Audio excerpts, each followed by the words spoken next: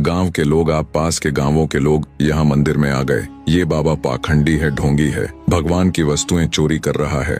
गांव के लोग बोले कि ये बाबा अब जीवन भर इस मंदिर की सफाई और देखभाल करेगा, ये यहाँ से कहीं नहीं जाएगा। मेरे पास भी बोलने को एक शब्द नहीं था। पंडित बता बता कर रोने लगे। गुरुदेव को भी उनकी बात बहुत दुखदाई लगी। इसके बाद क्या हुआ पंडित जी? महाजन, जब से लेकर आज तक मैं इस मंदिर की देखभाल कर रहा हूँ और कोई भी गांव का व्यक्ति मूर्ति पर आभूषण नहीं चढ़ाने दे रहा और दान पेटी में भी कोई पैसे नहीं डालता। सभी का ऐसा मानना है कि हम यहाँ जो भी चढ़ाएंगे ये ढोंगी बाबा उसे चोरी कर लेगा। मैं तो हर रोज भगवान के सामने बैठकर प्रार्थना करता हूँ कि प्रभु मेरा न्याय कब करोगे। बताते बताते पंडित रो रहे थे। गुरुदेव भी सोच में डूब गए कि ऐसी शर्मनाक हरकत किसी ने आखिरकार क्यों किया। गुरुदेव ने सोचा कि इनका न्याय मुझे करना होगा, नहीं ये पंडित जीवन भर अपने आप को कोसते रहेंगे। गुरुदेव ने पंडित को सहानुभूति दी, कहा कि भगवान पर भरोसा रखना, आपका इंसाफ जरूर होगा। गुरुदेव ने गांव की गलियों में घूमकर पूरे गांव का मुआयना किया और कई घरों को ध्यान पूर्वक देखा और गांव के कुछ लोगों से बातचीत की और फिर गुरुदेव पंडित के पास आए। पंडित के साथ रात्रि में खाना खाया और उन्हीं के साथ रात बिताई।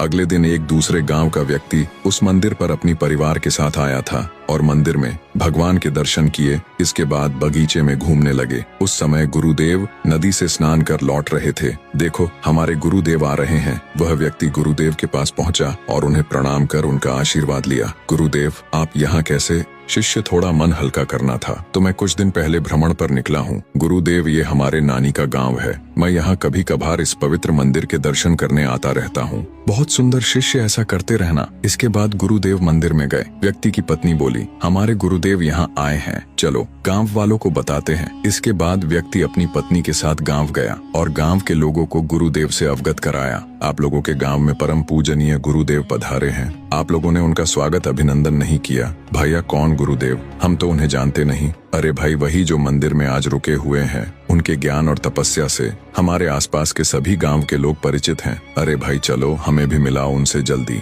गांव के लोगों को लेकर वह व्यक्ति मंदिर गया। पंडित गांव के लोगों को आता देख हैरान हो गया। लगता है फिर ये लोग मुझे कुछ का कुछ कहेंगे। इन महात्मा के सामने भी मुझे शर्मिंदा करेंगे। उस समय गुरुदेव हवन कर रहे थे। गांव का एक व्यक्ति बोला, ये ढोंगी बाबा महात्मा जी कहाँ हैं? वह अभी हवन कर रहे हैं। भाई, हमें इंतजार करना होगा। वह ध्यान करते समय या हवन करते समय उन्हें कोई व्यथित नहीं करता। सभी गांव के लोग वहीं बैठकर उनके हवन खत्म होने का इंतजार करने लगे। जब गुरुदेव हवन पूर्ण कर बाहर आए तो सभी लोग हाथ जोड़कर बैठे थे। आप लोग यहाँ कैसे? महात्मा जी, आप कल से हमारे गांव में पधारे हो, माफ करिएगा, हम आपको पहचान नहीं पाए। नहीं शिष्य, माफी वाली कोई बात नहीं है। गुरुदेव, इस